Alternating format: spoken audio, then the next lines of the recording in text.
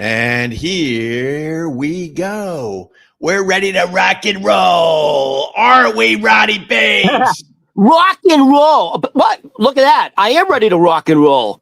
For baby. those I am ready to rock and roll. We salute you.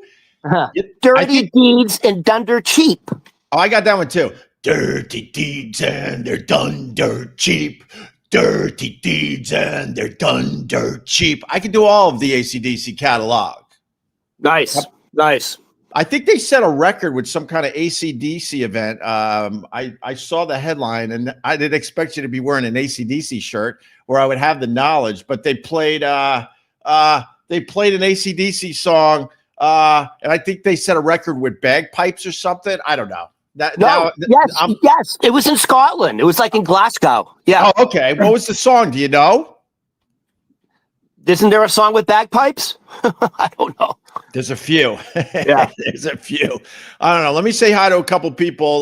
These are our regulars. These are the people that keep us going, Ron. Nick, good morning. Good morning, Ted Palawada. Yeah, give him a wave, Ron. Give him a wave. Scott Watson up the river. You know Mr. Watson. Hi, Scotty boy. Scotty. But this is Ron Berman, my friend. He's a comedian. We like to call him Ron the Waiter. So, listen, this is what's, I watch the news in the morning. What are we going to talk about? And this is all they're talking about. Go ahead. They're going to have a vote on the Epstein files today. Oh, and then it will go to Trump's desk. Okay. Do you understand the smoke screen we're getting? He doesn't need the House to vote on it. He has the power to go, release it.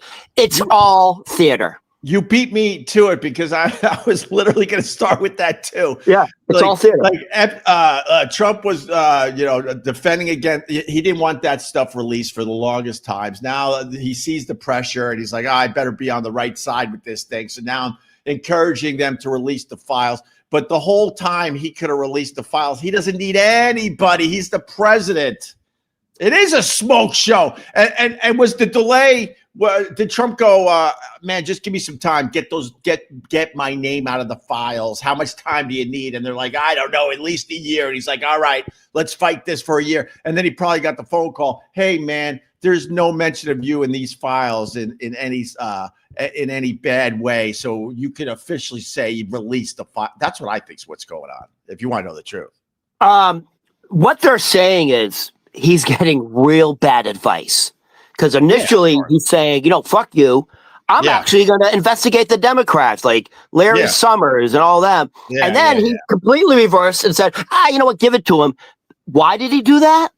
Because it looks like at the moment, 100% of the House Republicans are going to vote yes to release the files. So he just gave in. Yeah, he had to. Because he had to. He would look bad with his own party voting for it, and he's the one that's resisting. So, yeah, that's a huge story, man. That's a huge story today. The MAGA base is a like QAnon conspiracy theorist group, and they voted for Trump, and Trump campaigned on really one of the main issues is, hey, idiots, put me in fucking office and I'll give you everything. Of course. But I have to defend my MAGA abuser.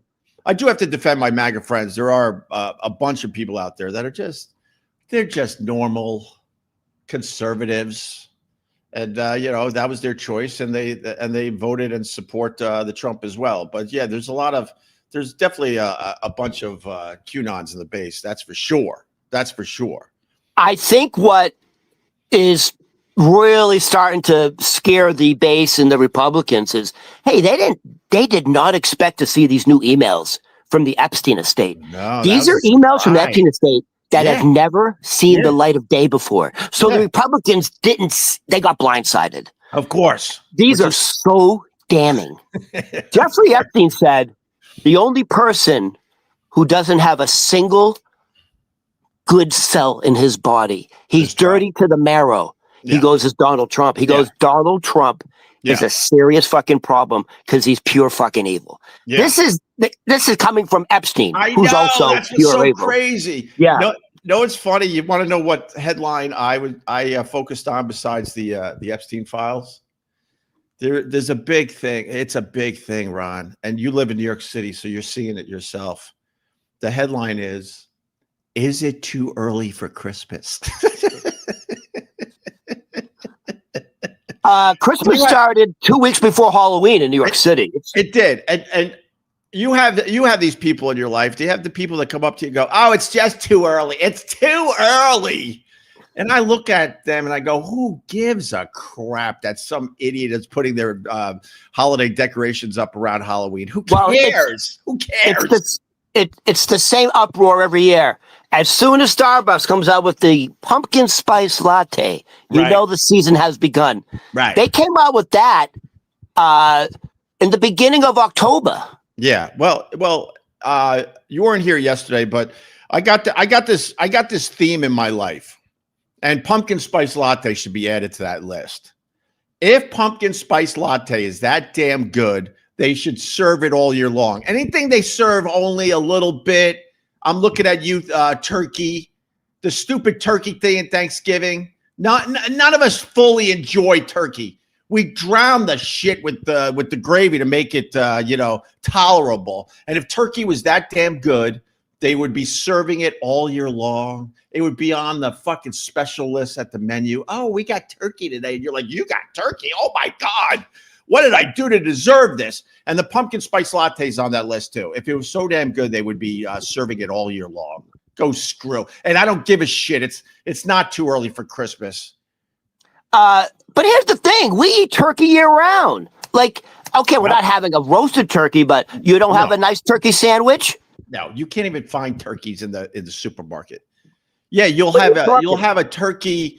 Yeah, having a turkey in Swiss, beautiful. That's different. I'm talking about a stupid big fucking bird you got to cook. We only do that once a year because we know it sucks. Wait, don't you do it on Christmas? No. Don't you supposed to have a fucking goose on Christmas? I don't know what you're supposed to do on the Christmas, Ron. But you know what we do on Christmas? Huh? You know what we do on Christmas? What? Chinese food in a movie. Oh yeah, sure. From the leg lamppost movie. What the hell was that called?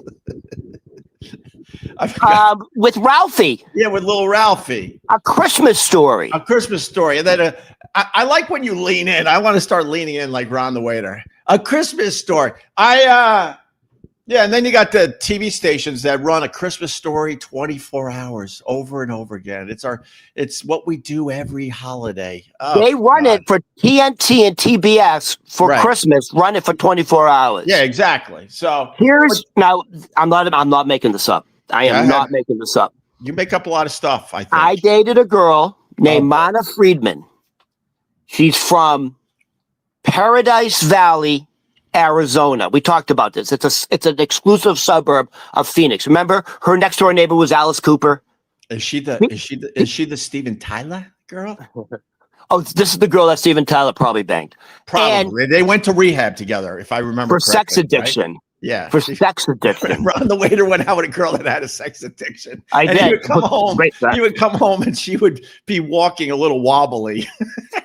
I would come home from class at Northern University and it looked like she had just done like a heavy day of like lifting like leg squats. Right. And she'd be walking funny. And I just gave myself 30 in a row. I'm like, really? And she's like, yeah, my muscles, and her muscles will still be twitching. That's an addiction. God, that's crazy. And then she would need more when I would come in. Oh, of course, Rod. You know what she would do? She would she's very wealthy, but she would never mind.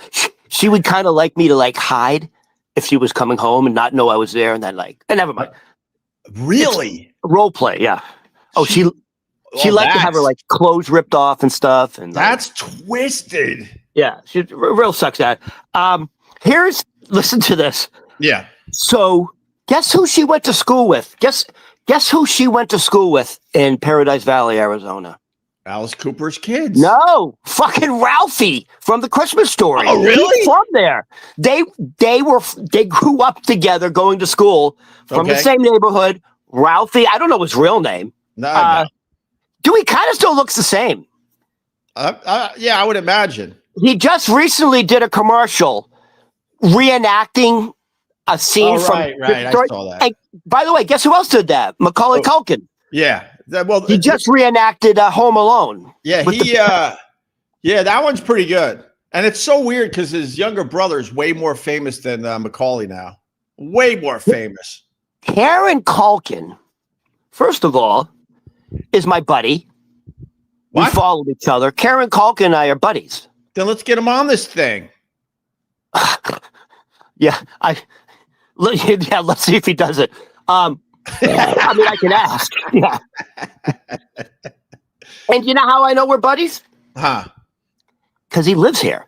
He's actually he lives in this area, so he will occasionally, with his wife and children, frequent the beer garden.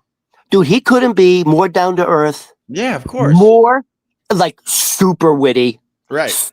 He's got that English dry wit. When you talk to him, you can tell, be on your toes, bro. This guy's super smart. He's super smart. You can see he's very quick. He's very sharp. It's not a coincidence. He just won the Oscar. It's not a coincidence. Before that, he won the Emmy. You got all that from him saying, "Hey, sir, can I have another round?" You got all that from him when he says, "You don't, sir, are you guys serving wings tonight?" You don't understand. We are union brothers.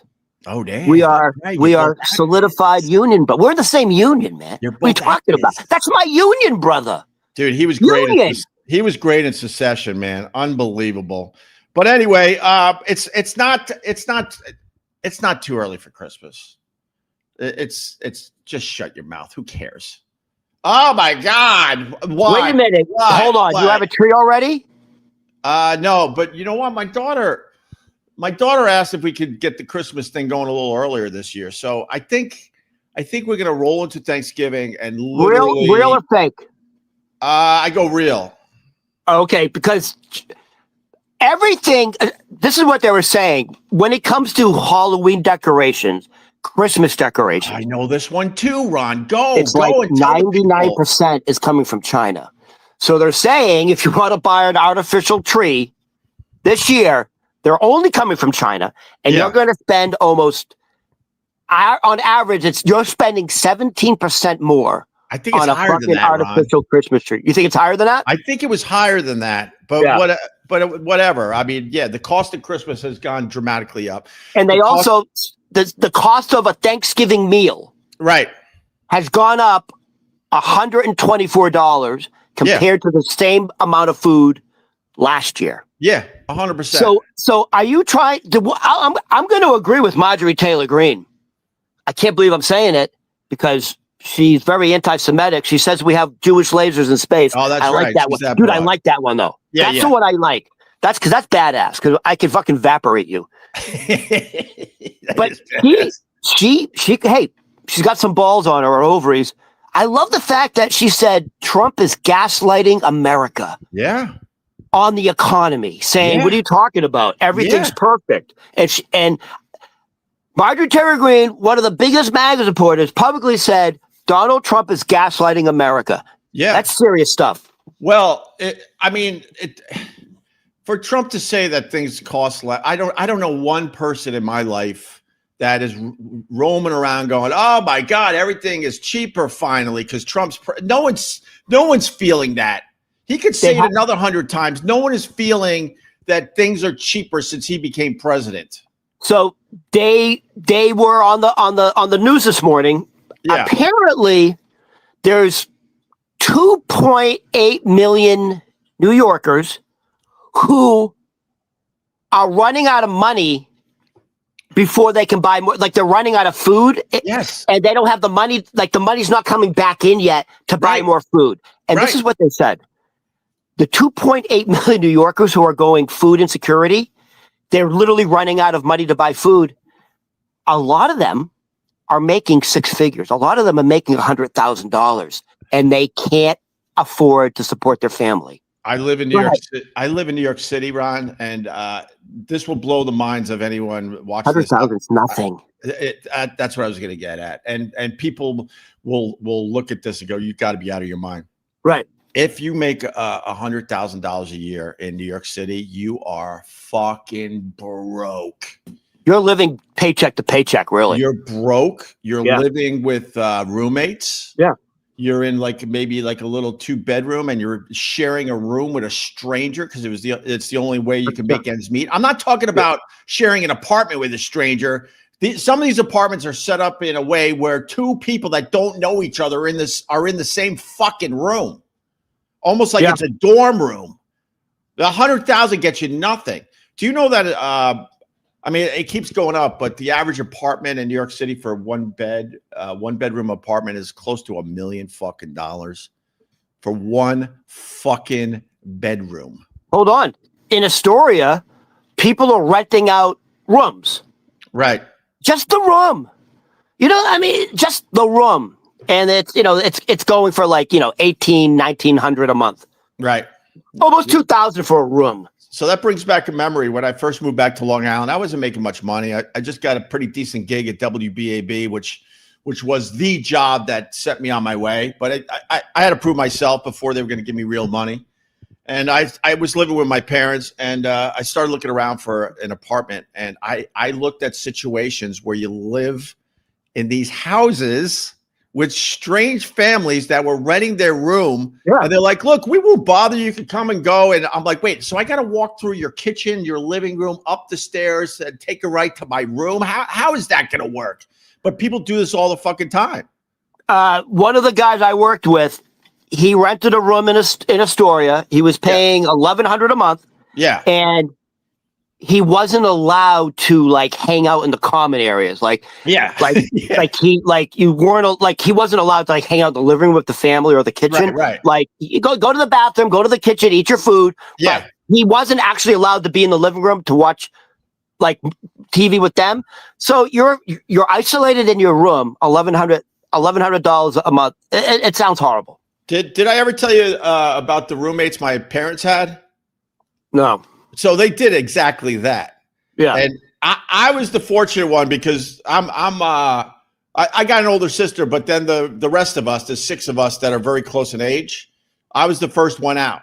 So as kids were leaving this big house on Long Island, the rooms opened up, and my mom started renting them to fucking whack jobs. So my younger brothers, my 2 youngest brothers, they lived with some crazy ass fucking people. My one brother famously discovered one of the roommates in the woods. She OD'd. Supposedly he saved her life. There was another guy that I was going to mention his name. They don't really, whatever. My other brother was befriended one of the roommates. That's what I should say. Okay. And this guy stole his fucking bike to buy drugs. And then all of a sudden, my mom, I would go and visit. At this point, there's 2 or 3 tenants in the house, strangers just walking around. They were allowed to sit on the couch as long as they were paying their rent. My mom didn't care.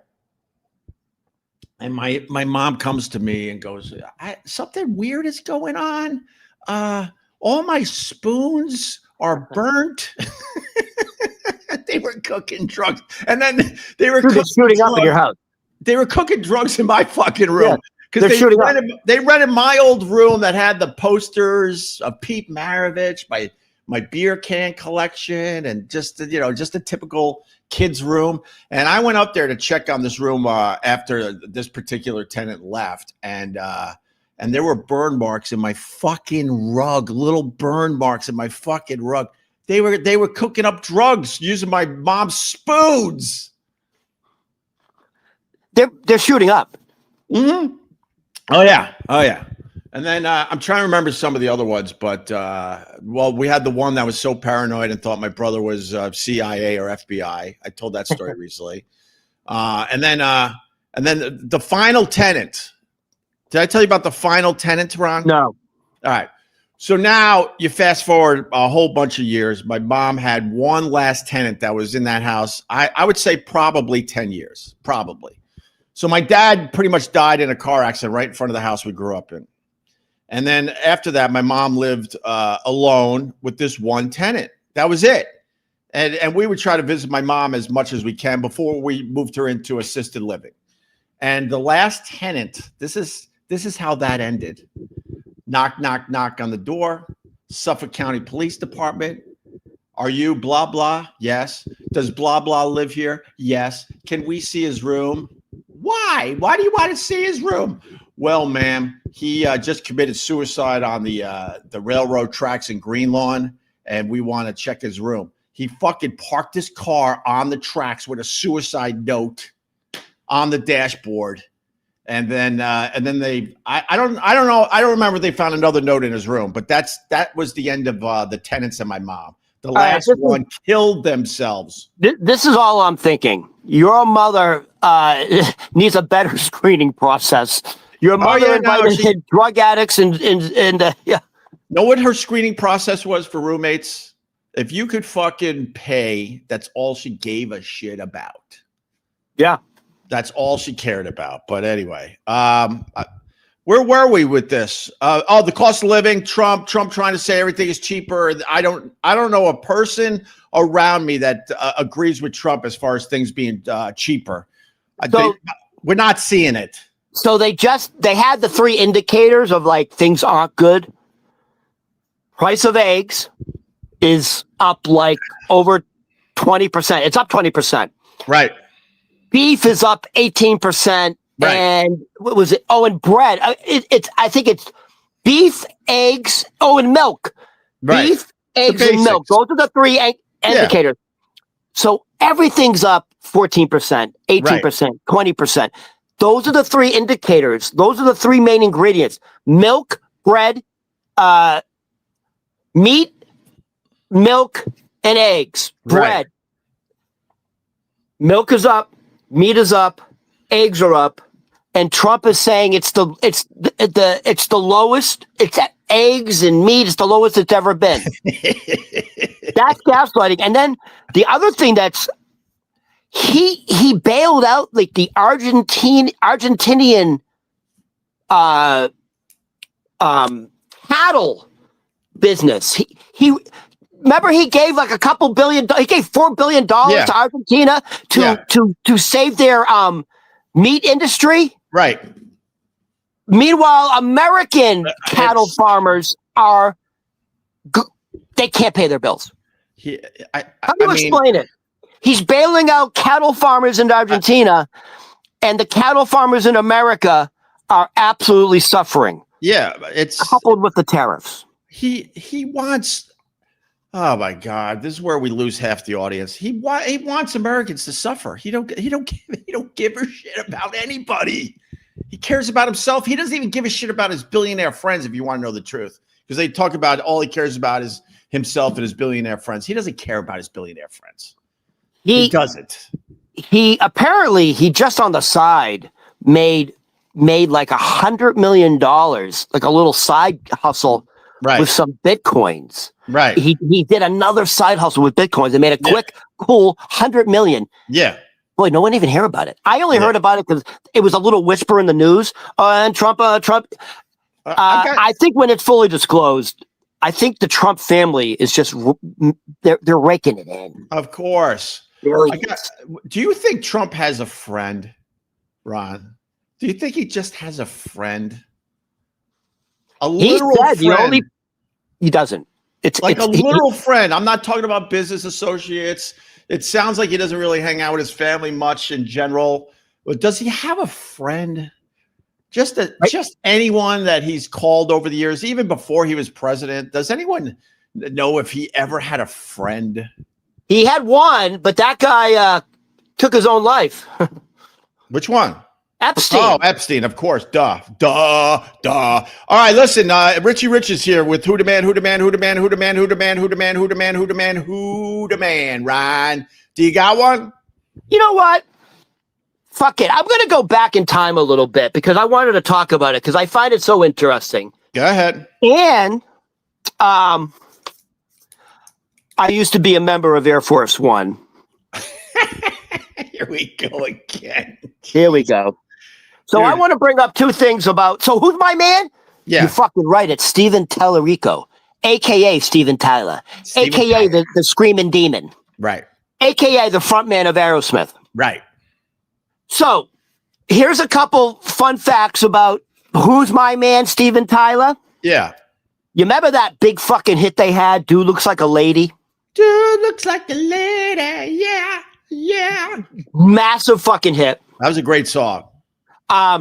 So at one point, Motley Crue was on tour with Aerosmith. Right. Opening up for Aerosmith. The first time Aerosmith and Motley Crue met, Steven Tyler thought Vince Neil was a girl. Yeah. And he's like, Steven Tyler thought Vince Neil was a groupie. Yeah. Like he thought she was a groupie blowing the band. Right. Exactly. And he goes, the dude looks like a lady. And they go, no, that's Vince Neil, Steven. Right. Steven, that's Vince Neil. You're not going to have sex with that person. And that's where the song "Dude Looks Like It" came from. Now, Desmond Child, who's a very, very famous music producer, right? Sure. Sure. No, I say sure because I know the name. I couldn't tell you what he produced or anything like that. So Desmond Child produced that song, "Dude Looks Like a Lady." Right. And they thought "Dude Looks Like a Lady" was a little too like maybe homophobic. So they were going to go "Cruising for a Lady." And Desmond Child, who produced that song, said, "What are you giving in? You're folding? You don't want to stick to your guns?" He goes, "I've also produced Van Halen, and they would never fucking give in." Damn, I like that. And they wouldn't even put that song on their worst B-side to change the title. And he said, he essentially called Aerosmith punk ass bitches because Van Halen would never give in. Right. So that's the story of that. That's the story of "Dude Looks Like a Lady." But "Cruising for a Lady" sounds a bit more homophobic, right? Doesn't it? "Cruising for a Lady" sounds like Epstein's theme song. It sounds like you're like cruising for a twink or so. I don't know. That sounds worse than "Dude Looks Like a Lady." Yeah. No, it's so, I lived. When I was, as I like to say at times, putting up numbers, trying to figure out who I was going to fall in love with. You gotta get out there to figure out who you're going to fall in love with, right? I'm so thankful that I didn't have to dress up like a chick. That was the culture, dude, with the hair bands. Guys dressing up like chicks, and I'm like, why are you dressing up like a chick? You don't have a hit song. If you don't have a hit song and you're dressing up like a chick, that doesn't make sense. All those like metal hair bands. They all were dressing 90s, like right? girls, and the women were losing their minds over them. I never understood that. What, were you sharing makeup with your girlfriend? They wore heavy makeup, eyeliner. They had hairdos like girls from like Revere Beach. They had big fucking blonde hairdos. They had makeup on. They had eyeliner. Don't forget the waterfall, Ron. Some of the women had the waterfall in front. They dressed like bisexual, essentially. It was the thing, and girls ate it up, and then guys were like, "Well, if these rock stars are getting girls dressing up like girls, then I guess I got to start dressing like a girl." And I'm here to say, you'll never find a picture of me dressed as a girl. Thank God, I didn't have to do that. I think it was because of my blue eyes back in the day. What do you mean? You never dressed up as a girl for Halloween? I don't think so. I don't think so. No, I honestly, no. What am I saying? I don't think so. No. The answer to that is no. Honestly, the first major rock star to really become androgynous, is that the word? Kind of like, are you male, female? I got it. David Bowie. I was going to say David Bowie. He's David Bowie, androgynous. You really couldn't tell. He was like Pat from SNL. Right. Are you a boy or a girl? Right. Exactly. So Steven Tyler's the man because he didn't cave on "Dude Looks Like a Lady." And here's Vince Neil the man for dressing like a lady. Yeah. So you know how Steven Tyler and Joe Perry were called the Toxic Twins? Sure. Because like nobody did more. Nobody partied harder than fucking Steven Tyler and Joe Perry. I don't know. Matter of fact, I would put Ozzy up there. Oh, I yeah. would put Motley Crue up there. I would Keith put Richards. Led Zeppelin up there. Dude, they all. First of all, they were all doing the H. Eric Clapton. Clapton. Keith Why you Richards. mention Clapton? Uh, Clapton and the Eagles. If you know, Ron, if you want this lovely relationship of ours to continue, you don't like Eric Clapton? God, slow hand. No, I like the Layla, and I did like. I mean, I don't like Clapton. Really? Don't they like? You know, dude. You know, like in Vietnam, it said Kilroy was here. Yeah, they had that in England. It said Clapton is gone. Like I know. all over Trust London. me, this is not a popular opinion. I just don't like Clapton. I don't know what it is about him. You know, matter of fact, H was such a factor in music in that time, Right. that the Eagles, maybe one of their biggest hits ever was about H.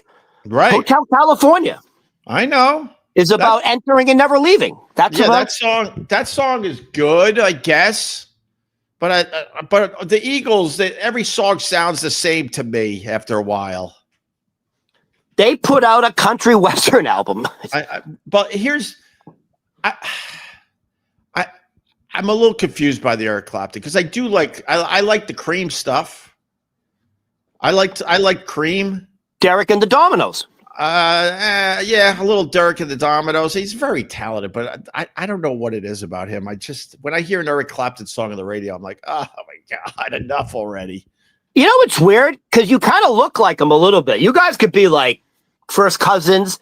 Maybe that's the reason. Maybe he looks too much like you. There you go. You kind of could be like a Eric Clapton body double. All right. So I got Who the Man. Okay, go Billie ahead. Eilish. Do you know anything about this Billie Eilish, Ron? This is what I know about Billie Eilish. She whispers when she sings. Yeah, she does. That's all I know. And she's kind of hot though. And she has a creepy relationship with her brother. Oh yeah, they do it. I don't know what that's about, but it's creepy. I love my sisters, but we don't hang out like that. They hang out in a weird way. And now they're older, so they have no excuse. When you get older and you're still hanging out in a bedroom with your sister writing songs, that's creepy. You never hung out with your sisters in their bedroom? Not after 12 years old. No. Hold on. Are your sisters roughly the same age as you? I have one sister that's a couple years younger than me, and she's about 3 years younger than me, and then I got an older sister. She's my half sister, but she's my sister. If that so makes you're sense. trying to tell me, growing up as a preteen, you never said, "Hey," you never showed each other your body parts? Oh my God, Ron! No, I'm an only child. I don't know how this works. Your thoughts of how people were how they live. Hey, Sally, look, I got a fire hose. No, what do you Ron. have? Sally, where's your fire hose? Oh, mommy. Thank God stuff you were like that. Only. Is it lonely or only? I think both work. You were an only lonely child. It makes sense, Ron. I had to use my imagination. Oh God, we didn't do shit like that with our. Oh my God, no. Oh my God, no. You never had feelings for your sisters? I think that's natural. No? Natural? I don't know. Ron. You get all those hormones coming up? So this Billie Eilish, right? She's worth a few bucks. And she was accepting an award down there on Wall Street. You ever been to the Wall Street? Yeah. I was on the floor of Wall Street once with stockbroker Dave. He brought us there for the day. It was absolutely amazing. Everyone on the floor was out of their fucking minds. And this was during the heyday of Opie and Anthony. So everybody on the floor was like, holy shit, Opie and Anthony are here. And they're just trading stocks, and they all look like they were out of their fucking minds. I can say this much. They all look like they were on something. I have no idea. But they all walked around with Altoid tins, I remember. They all had Altoid tins. I know for a fact, I had a friend who supplied Wall Street? One of the firms. Really? One of the firms. All and right. He's like, do you remember what was the movie with Leonardo DiCaprio, and he has a quick scene with Matthew McConaughey? Was it The Wolf of Wall Street? Probably. And Matthew McConaughey, there's a scene at the beginning of the movie, and Matthew McConaughey talks about, like, you want to be successful in the Wall Street business. Right. You gotta keep the lizard pumping or something like that. It's a great scene. But all right. Well, that's definitely part of the culture. Getting back to Billie Eilish, Scott Watson up the river says, as a singer, Billie Eilish has great tits. She's got to anchor him down, Ron. She's one of these gals. She's got to anchor him down. Yeah. And her tits also whisper. We like to call them torpedoes, right, Ron? She's hot. She's big hot. Torpedoes. So Billie Eilish, she's accepted an award down in Wall Street. This is why she's the man today. The man could be a female, yes. And she's accepted this award, and there's a whole bunch of billionaires down there. It's Wall Street, right? And I wrote the quote down. She looks at the billionaires. There's a lot of billionaires in the room, and she goes, if you're a billionaire, why are you a billionaire? No hate. Give your money away. So she solved the problem. She solved the problem in America because of Billie Eilish. Now all the billionaires are just simply giving their money away. So if you're on the streets of New York today, you might be lucky enough to get money from a billionaire because Billie Eilish said it and they just started doing it, I guess. Yeah, I'm sure that went over well in the capital center of the world. Yeah. No hate. Give your money away, she says. But in all fairness, she backed it up. Because then she turned around and she donated money from her recent concert tour. Guess how much she donated, Ron? How much? $11.50. No. Also, Mamdani. $11.5 million. Let me get the real amount out. $11.5 million. So besides telling the billionaires to give their fucking money away, she turned around and made a huge donation. She gave 11 million away? 11.5. Nice. Let's not ignore the 0.5. I'll take the 0.5. If someone's giving away the 11.5, I would raise my hand and go, hey, I'll take the 0.5. Yeah. Right? Yeah. Yeah. All right. What were you going to say there? I forgot. I lost my thought on Billie Eilish. Oh, I was going to say, yeah. Not only does Billie Eilish say, "Hey, billionaires, why don't you share the wealth and help humanity?" Right. Zohan Mamdani. Oh God, Mamdani. I think he wants to put he wants to 2 or 3% tax on billionaires in New York City. Yeah. And I think Hochul said that ain't going to happen. No. That's not going to happen. You're not going to 2%. It went from, was it 1% to 2%? Apparently that's a huge uptick.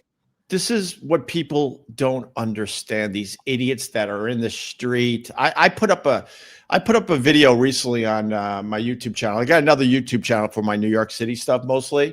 It's called Opie Unleashed NYC. And one of the videos I put up was, I went to a few of these protests over the years, and there's a guy, he just has a shirt, homemade. He just put a piece of paper on a green shirt. I think it was green. And it just says, tax the rich, tax them all. And the point, to your point, and to Kathy Hochul's point, I agree with her on this, and I'll tell you why. If you tax these idiots too much, they take their business and they go somewhere else. And that's what really hurts the city. You tax these billionaires to a point where they're like, fuck you, man. I pay enough already and you want more from me? I'm taking my entire company out of New York City. That's why someone like Kathy Hochul says no to that shit. By the way, that's the criticism is you're gonna run business out of New York City. That's exactly right. Yeah. And also, where is Wall Street? Wall Street's in the middle. Wall Street's in Manhattan. Right. So you have a New York City mayor who has control of Wall Street, who wants to take, it's like Robin Hood, I guess, right? Take the money from the rich and give it to the poor. Sure. I guess so I guess that theme's been around for thousands of years, I guess. You need the billionaires to want to do something like that on their own. If you force their hand too much, they just take off. They simply just take off. There will be other states saying, come to us and we'll give you all the tax exempt you want. Of course. That's what you're competing with. It's not an easy solution. On paper, it sounds amazing. If you want to know the truth, there's billionaires out there that'll die. Their family will die. Their families will die, right? And that money will still be there. They have so much money. They could easily give away a ton of it, and their lives will never be affected, and their kids' families will never be affected, and their grandkids' families will never be affected. Right. They need to do it on their own somehow. But to force their hand, they're just going to go somewhere else. But yes, and there are states that do that. Like if you come to our state, there's no corporate tax. Right. Or if you come to our state, there's no property tax. Right. Because I know, I you know who does that? All these fucking like millionaires, high celebrity actors and sports stars. They're going to states where they're saving millions of dollars in taxes. Yes. Either in sales tax or income tax, right? What happened, Opie? Opie? Opie? What'd you do? What happened, Opie? Opie! Can you hear me now? Now, yes. What happened? I had to plug in my stupid computer, and then I see what happened. Go ahead, talk, Ron. I'm listening. Oh my God! You need an assistant. First technical issue in a while. Give me a break. You know what? For Christmas, let's see if we can get you an assistant. I don't need an assistant. I reached for a cord and I unplugged something else. Let me go back to the other audio. We're back right where we were. Our first technical issue in a while. All right, we're back. Sorry, we're back. My computer had 2%, so I panicked. I reached down for a cord and I yanked the cord out. That's all. All right, continue. I was listening the whole time. Honestly, I can't work under these conditions. This is crazy. I mean, considering, dude, we're doing a show from my windowsill, and you're in a wood paneling room. I think they need to lower their expectations. You're at the very top, and I'm at the very bottom. There's gonna be a mic problem every once in a while. All right. So just quickly, because I find this so interesting. Yes. So we were saying before, who's my man, Steven Tyler, the Toxic Twins. Yeah. I love this story. This is my favorite Aerosmith drug story. Okay. In 1984, a Boston DJ played the ballad You See Me Crying from Aerosmith Toys in the Attic, right? So Steven Tyler and Joe Perry, the song comes on. I think it's WBCN. Has to and be. Steven Tyler goes, holy fuck, I love that song. We should cover it. Hey, Joe, find out who sang it. And Joe Perry goes, I'll get the quote. Hold on. Wait, now you're holding on? You can't hold on after I had to hold on. We can't have two hold-ons in one live stream, Ron. So Steven Tyler goes to Joe Perry. Yo, I love that song. Yeah. Let's get the rights to record it. And Joe Perry goes, Steven, are you fucking joking with me? You sang that song, you fucking idiot. That's your song, Steven. That's how fucked up they were. Steven Tyler goes, dude, I love that song. Let's get the rights to it. Joe Perry goes, you fucking idiot. You are singing that song. Oh, really? I'm going to be honest with you. I never heard that one. That's heard a lot of these rock stories. I've never heard that one. So my thing with Aerosmith, their biggest hit, Don't Want to Miss a Thing, right, from Armageddon. Well, I mean, it's not my biggest hit from them. I hate the older Aerosmith. But if you look it up, I think it's their number one song. I know numbers, but I don't like the second half of Aerosmith. They had that I forgot her name already, and I saw her documentary. That's what's sad about songwriters, because you don't remember their fucking names after a while.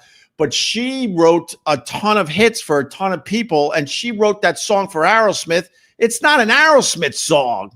Yeah. They needed a song for Armageddon. She wrote this beautiful song. Her name's Diane something, I think. And then she handed it to Steven Tyler saying, I think your voice would be perfect for this, and your daughter's in the goddamn movie. This works. And then Joe Perry had in the movie. Joe Perry had to sit there and play just goofy, basic guitar on and stuff. It's not an Aerosmith song. I know it's in their catalog, but it has nothing to do with them as songwriters. I don't. They're the second half of their career after they got sober. Yeah. Too clean, too poppy. You need dirt. You need dirt. I need with your rock. I need diamonds. Right. I need Toys in the Attic. Right. What's the other one? There's a couple. I don't know. Well, first of all, just to get the info out there, yes, her name's Diane Warren. This broad wrote so many fucking songs that, let's be honest, a lot of people know and love.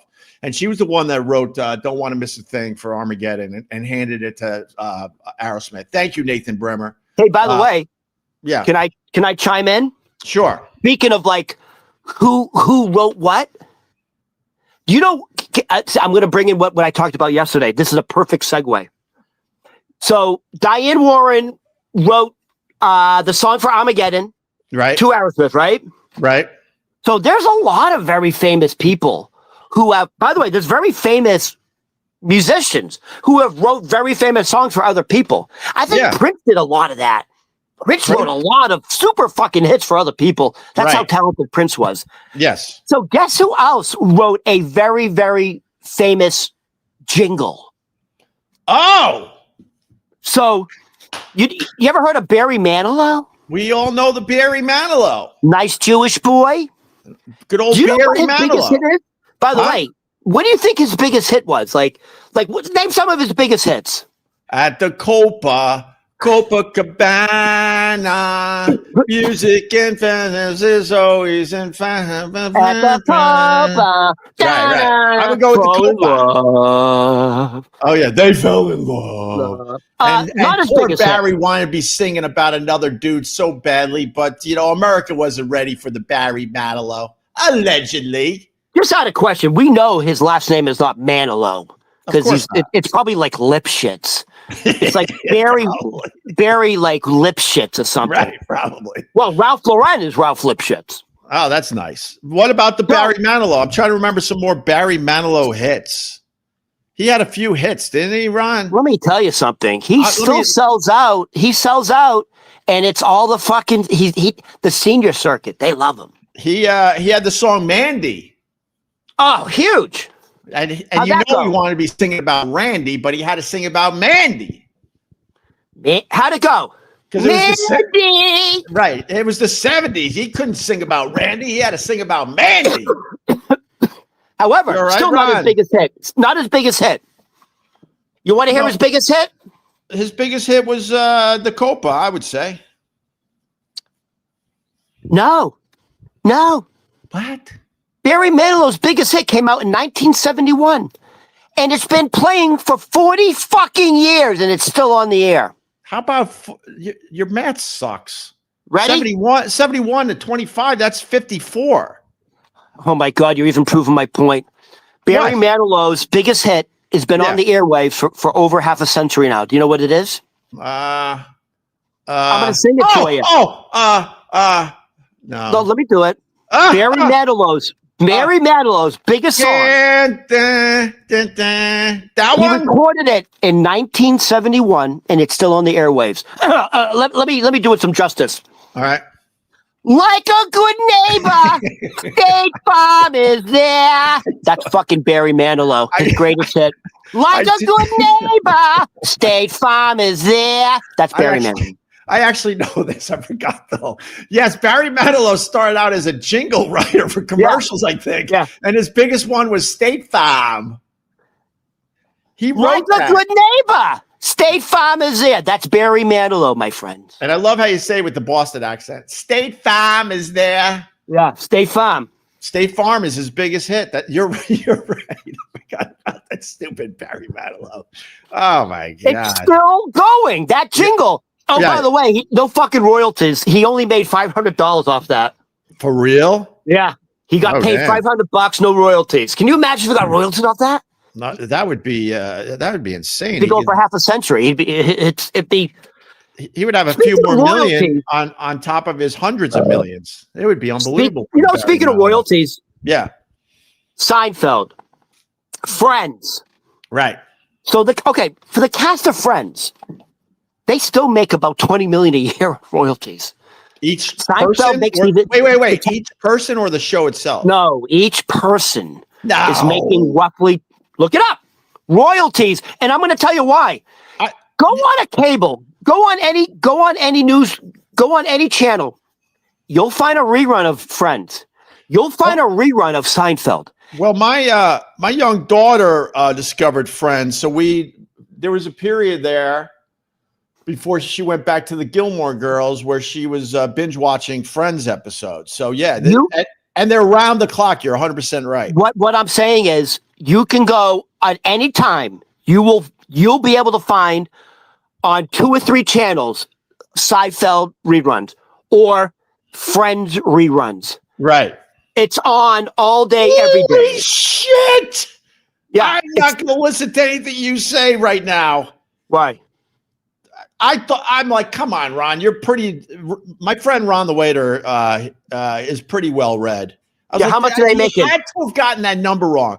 The Friends cast earns an estimated $20 million per year each in royalties. That's what I just said.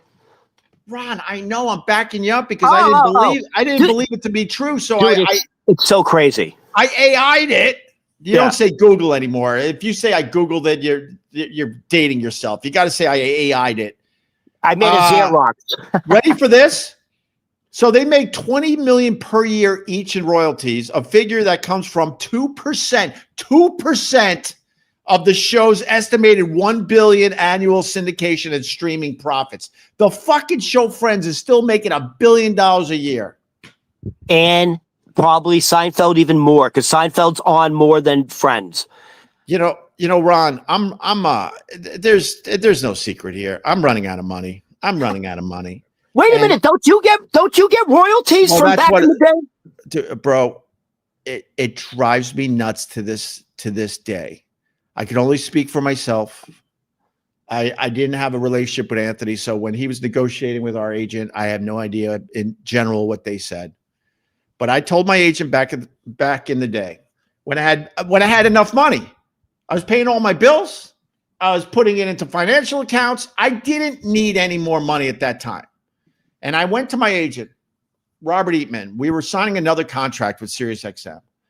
I said, Robert, I'll speak for myself. I don't need the big salary coming in. I got enough. So let's lower what I'm going to make doing the Opie and Anthony show and buy our fucking catalog. Because I saw the Beatles and all these other rock groups and stuff, but getting their catalogs back and making stupid money off it or selling the catalog to big companies, right? I went to my agent, Bob, I love the guy. He did so much for me. He's no longer with us. I said, Bob, I'll take less money. Buy our fucking catalog because that'll live on forever. And now fast forward, we haven't done an Opie and Anthony show in over 10 years, but people are listening to this shit every single day. I have to compete with Opie and Anthony with my new shit. That's how popular it still is to this day. And I don't get a penny from it. Anthony doesn't get a penny from it. Who owns the rights to Opie and Anthony? From it. What? Who owns the rights to Opie and Anthony? It's kind of just out in public domain. I guess if SiriusXM wanted to put the hammer down, they own it. But basically, there are fans out there. What? What about WBCN? Do they have any rights to that? Well, BCN is no longer. So you have to go to the company that was, owned BCN, and that would have been CBS Radio. Right. There are fans and fan sites making decent money off the Opie and Anthony material. So you can't don't you have an attorney? You can't say, hey, I'm actually Opie from Opie and Anthony. This is my stuff. You can't legally do something? We don't own it. We don't own our material. So to see Friends making $20 million a year to just sit on their asses, look, I think, honestly, if we owned our material, I think we could have been making an easy $1 million a year from the old material. Easily. And Robert, I could only speak for myself. Like I said, I don't know the discussions that Anthony had with the guy. But Robert, he just wanted the money, honey. He wanted just the money, the big salary they were going to offer us. And I'm like, do you want? Oh, Yeah, it drives me nuts to this day. you Howard could have been Stern. like Chandler. I don't like the Howard Stern, but he's a smart businessman. He owns his material. That fucking guy doesn't have to do another show in his life. He owns his material. It's worth. God knows how much Howard Stern's catalog is actually worth. How deeply in conversation did you get about buying your stuff? Like it was an ongoing conversation with me and my agent, and I honestly think he never even approached that with the bosses at SiriusXM. That's what my gut says. And let's say it went further. And how much would it cost you to purchase your own stuff? They would have probably gave us way less money to continue with SiriusXM. But in our contracts, they say, but we'll give you your old catalog. And then we could have monetized the shit out of that. That would have been worth way more money than anything SiriusXM was giving us. And now I have to sit here. I have to compete against Opie and Anthony. Fans make the money off the Opie and Anthony stuff. It's hard to build an audience when they're like, should I listen to Opie's solo stuff or Anthony's solo stuff, or should I go and check out the radio gold, they call it, of Opie and Anthony? It's so frustrating. You bringing up the Friends thing just triggered me because it's something I saw. I saw the vision. It was already happening while we were still doing Opie and Anthony. People were listening to our shit all over the world on the internet because they didn't get satellite radio. It was there for the taking. If you could have made that work, dude, you would never have to worry about money again. Dude, it frustrates me to this day because, at the time we didn't officially need the big money coming in. I was trying to plan for the future because I knew the shelf life on Opie and Anthony. Oh my God, we were way past the expiration date of the Opie and Anthony show. Way past. Well, I'm surprised we lasted as long as we did. You know who else just bought their own catalog or bought their own stuff? Your buddy's girl, your meathead's girlfriend from the podcast, Taylor Swift. Taylor Swift. Yeah, she went back and bought her catalog. The best one was when Michael Jackson, when he was still with us. You know the Michael Jackson story, right? He bought the Beatles anthology. He bought the Beatles. Yeah. He owned the Beatles catalog. Yeah.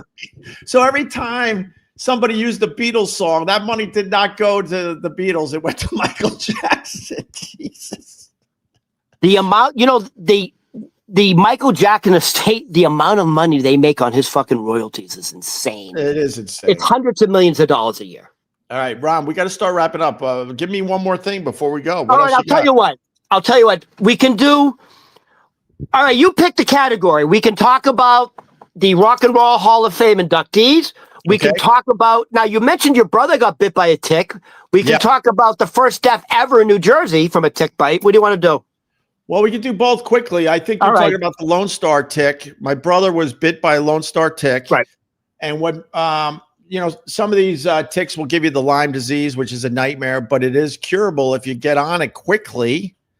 Right. Even if you, I don't want to give medical advice, but if there are things you could do to cure your Lyme disease or make it less severe. Let's just put it that way, less severe. Here's the thing about ticks. It's not all the same illness. My cousin. It's so weird. You get different things from different ticks. We're pulling ticks off our dog and ourselves all summer long out there at the beach. But my brother, he got bit by the Lone Star tick. I know where you're going with this because a guy got bit by a Lone Star tick in Jersey and he died from it. Because I think I know why he died too, because the Lone Star tick, if I'm not mistaken, that's the one that makes you allergic to meat, right? So a healthy 47-year-old male airline pilot, seriously, he didn't have underlying health conditions. Yeah. He got bit by a Lone Star tick. Right. He went out and had a steak dinner. Right. Got severely ill. Right. Got rushed to the hospital. Yep. The symptoms went away. They never put 2 and 2 together. Oh, really? So he didn't die the first time. The first time he had a steak, Right. he got rushed to the hospital. A month later, he's at a barbecue and has a hamburger and fucking died. Can you imagine dying from a hamburger? What's happening is he goes into, I think it's called he went into shock. Yeah. Because the Lone Star tick, it changes the sugar molecules of the meat. I don't know the fuck. We're not medical people. No, all you need to know is the Lone Star tick. And I'm not sure if it happens in all cases, but it'll make you allergic to meat. This actually happened to my brother. I don't know where his status is, but for the last, I think he told me recently that for whatever reason, he can eat now? Huh? Can he eat meat now? I believe so. I'll talk to him after the live stream. I'm wondering if that goes away. Like, I'm wondering if, like, over time. So I went fishing with him over the summer with my kids, and I think he said that he could eat meat again, but I'm not positive. I gotta ask him. But this is why. So it's called alpha Gal's syndrome, right? And what happens is it changes the DNA of your, like, sugar molecules. Yeah. And you go to the anaphylactic shock. I forget, whatever. However, super scary, right? But my cousin got bit by a tick, and the left side of her face drooped like she had a stroke. It was man. It looked like her, like it was like this, like that. Can you imagine, like a teenage girl, like that? It eventually went away, but it looked like she had a stroke. Yeah, ticks are no joke, man. I mean, when we find a tick at the beach house, we handle it. I love when people use this example, which I'm going to now use. We handle it like it's plutonium. Like we all just casually handle plutonium. But I guess we all assume this is how you would handle plutonium. And you just have to, how do we get rid of the tick? And I just flush him down the fucking toilet. Let me ask you something. I'm like, at that point, it's somewhere else. Hold on. Like, let me ask you something. Down the toilet, the thing will come back up out of the pipes. And then you stab it. You try to burn it, and the thing will it will come back up and like you start burning a tick, you'll start walking around on fire. They're indestructible, these damn things. So let me ask you something. So are you checking your dog for ticks? All the time, man. But hold on. What? But here's the one.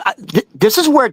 Are you checking your dog's gums and teeth for ticks? That's what I'm asking. Not really. Yeah, you should. That's a real problem area. Is that ticks get under, in between the gum and the tooth?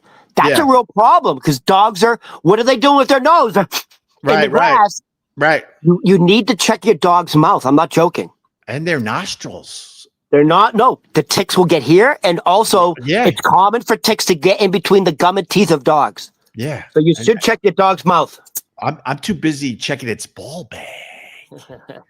That's for other reasons. Yeah, his freckly ball bag. I want to make sure there's no ticks on his freckly ball bag. Here's the other problem with ticks, and also now you got that. You got that other bloodsucker from Texas, the one that bites you in the lip. Oh, right. We talked about that. What was that again? The whisper, whatever. They're all coming south up because of fucking global warming, dude. Dude, we had like serious accumulation of snow. Look, we got along today, which is kind of nice, but it makes it a little boring when we get along, to be honest with you.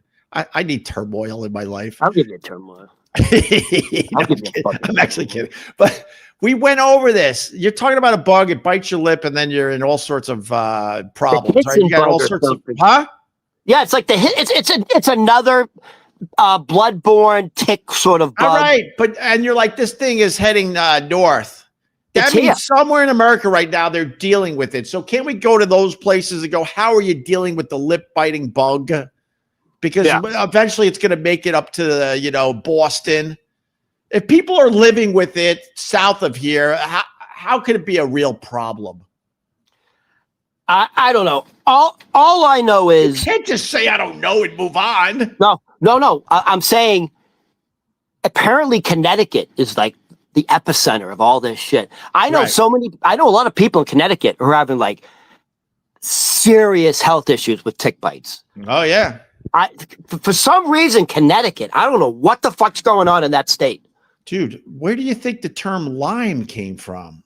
Lyme disease. Connecticut? I think there's a town called Lyme, Connecticut, if I'm not really? mistaken. And that's where the Lyme disease comes from. Really? I think. How do you spell know Lyme? There's like there's a public health hazard in Connecticut for ticks. I don't know what's going on geographically in that area. Here it is. There's a town in Connecticut called Lyme, and I believe that's why they call it Lyme disease, because they feel like it started in Lyme, Connecticut. Yeah. They had a statistic at one point, like 1 out of 4 houses had some sort of tick-borne illness. Yeah. That's how it was affecting the entire community. Oh, yeah. Someone's saying Lyme disease. I'll give you a credit here. He says Lyme disease is man-made. I have no idea about that. All right. Look up the story if you want to be creeped out by Lyme, Lyme, Connecticut. Wait, let me look up this story. Then I really got to go. But are we doing tomorrow? Sure. All right. Hold on. You could say something because I got to find this story. I don't know how I'm going to find it. The moose tick story. How do you spell tick? Tick. Tick. Moose tick news story. Yeah. I'm not going to find the actual story. Maybe I'll try to find it tomorrow. All right. There's a moose that had so many fucking ticks on it. It killed the thing. It sucked all. The thing was infested with so many ticks that it took down a moose. Ticks took down a moose. I've also seen bed bugs take down people. Oh my God. Dude, I had bed bugs once. It was horrible. I know one guy, he became anemic because he was so many bed bugs. Really? I had bed bugs. I lived in a fucking single room occupancy on the Upper West Side. I'd wake up with like 30, 40 fucking red bites on me. Really? I'd wake up in the middle of the night. You know when you wake up and you're tired? I would see him crawling through my chest hair. Oh my God. Yeah, honestly, I just go back to bed. Are you serious? I would see them crawling on me in my chest hair. Oh, the worst for me was I got infested with fleas. Forget it. By a feral cat that I brought in, a kitten. It was a street kitten. Story goes, I've told it many times, but when I was working in radio in Buffalo, our radio station was in a house and there was kittens outside or one, and we brought it in and we decided it was going to be the radio station's kitten or cat. And the morning guy hated, this guy was really nice and cool in general, but he hated cats. He would throw the fucking thing. And I was like, all right, you know what? This cat is being abused. It was a kitten at the time. I'm taking it home. And this thing was infested with fleas. I had to bomb my apartment 2-3 times to try to get rid of these things. And you would see them on the rug bouncing. Have you ever seen fleas on a rug bouncing? And I had so many, it was like a show was going on around my feet. My ankles were getting destroyed by these things. They would bounce about, I want to say about 6 inches off the rug like this. That's exactly right. Huh? By the way, that's where flea circus came from. Back in the gypsies in Europe, they would it's called a flea circus. And they would have these things like jumping up and down and being on fucking.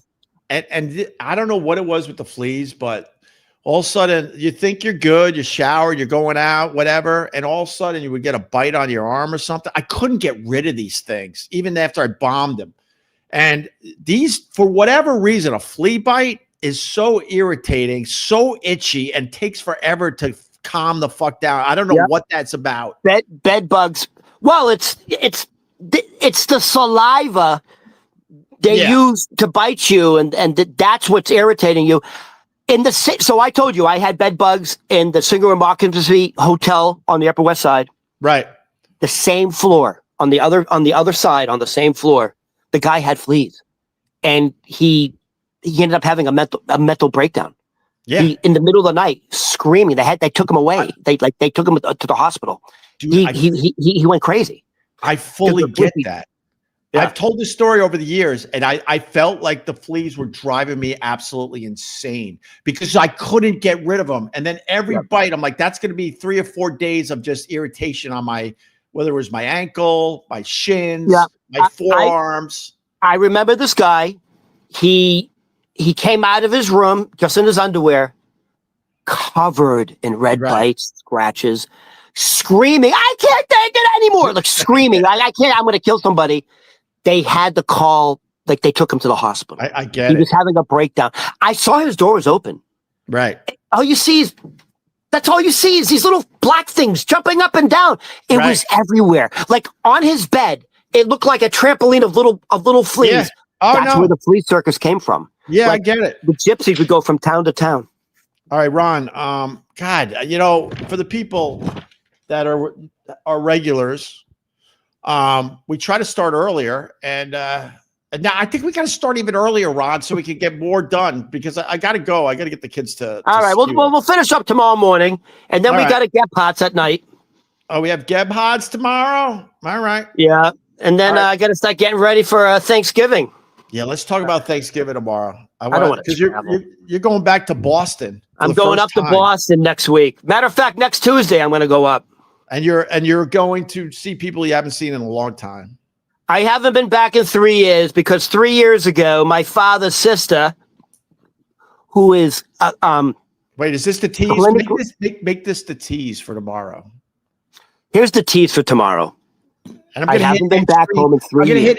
Wait. I'm going to hit end stream right after the tease. So it's my friend Ron. I call him Ron. Sometimes we call him Ron the waiter. His name is Ron Berman. And he's Ron Berman Comedy on all the socials. Here's the tease for tomorrow's live stream. Go, Ron. The tease is I haven't been home in 3 fucking years. Right. Because there was a loss of life.